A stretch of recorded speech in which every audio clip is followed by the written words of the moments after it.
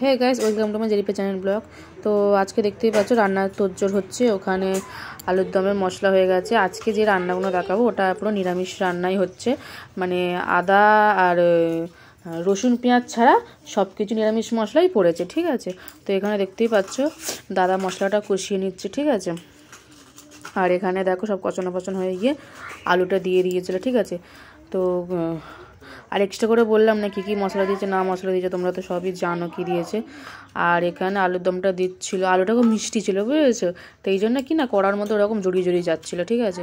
তো এখানে নেড়ে নেওয়া হচ্ছে। তো হালকা আমরা সব কিছু হালকা মশলা ম্যারিনেট করে সব কিছু রেখেই দিয়েছিলাম, শুধু সকালবেলা শুধু জলটা দিয়ে আর ধনে পাতা দিয়ে আর ওই গরম মশলা দিয়ে ওটা করা হচ্ছিল। তারা দেখতেই পাচ্ছ এখানে হচ্ছে 2 গামলা হয়েছিল, তো 1 গামলা হয়ে গেছে আর 1 গামলা করা হচ্ছিল। তারপর দাদা করছিল আর এখানে দিদি ডেচকির মধ্যে তেল দিয়ে দিয়েছিল আর চালটাও ধুয়ে রেখে দিয়েছিল। তারপর তেল তেজপাতা আর পোলাও করার জন্য আর এই চালটাও দিয়ে দিল। তো মেনুটা তোমাদের দেখাবো কী কী হচ্ছিল না হচ্ছিল, তো দেখো। তারপর আলটিমেট চালটা চলে গেল।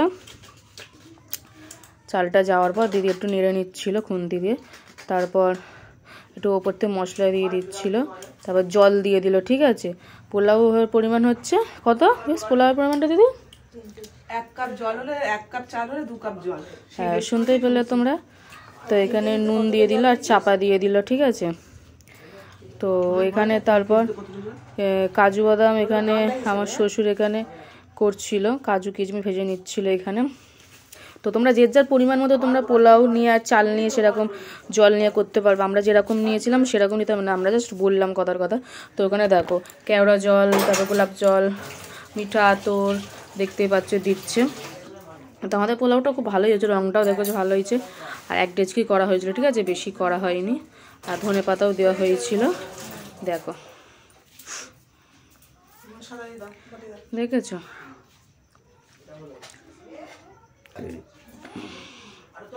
কত ভালো লাগছিলো, মিঠা আতর পিতা আতর সবই দেওয়া হয়েছিল। তারপর এখানে ডেচকিটা চাপা দেওয়া হলো, তারপর ডেচকিটা খুলে একটুখানি নেড়ে নিল দিদি, ঠিক আছে। নাড়ানোর পর তারপর এখানে দেখো কড়াইশুঁটি পুরগুলো গোল্লা গোল্লা করে রেখে দিয়েছিলাম, কেননা সকালবেলা হলেই তো বেলতে হবে, তো এইগুলো তাই জন্য পুরগুলো রেখে দিয়েছিলো। শুধু লেচির মধ্যে কড়াইশুঁটি পুরো ঢোকালেও হয়ে যাবে। চাটনি ছিল, এখানে আটা মাখা ছিল, আর এখানে সব বাজার ফাজার সব কিছু রান্নাবান্না তোড়জোড় হয়ে গেছিলো। তো আমাদের পোলাও হয়েছিল, আলুর দম হয়েছিল, লুচি হয়েছিল, আলুর দম কড়াইশুঁটির কচুরি হয়েছিল, আলুর দম হয়েছিল, পাটিসাপটা হয়েছিল, পিঠা হয়েছিল, দেখেছো। এখানে তেজপাতার মধ্যে আরেকটা করছিল, আরেকটা করার মধ্যে এখানে দেখো পিঠে আমার শাশুড়ি, আমার ননদ, দাদা মিলে, আমার নন্দাই সবাই এখানে করছিল পিঠে। তো ওটা তোলা হয়েছে।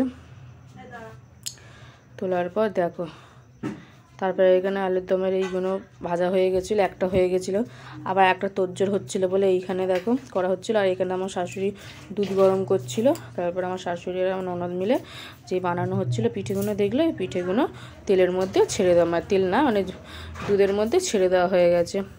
তো তারপর গুড় দেওয়ার পর রঙটা এরকম হয়েছিলো। দেখা হবে নেক্সট একটা ব্লগে। Tata, bye bye.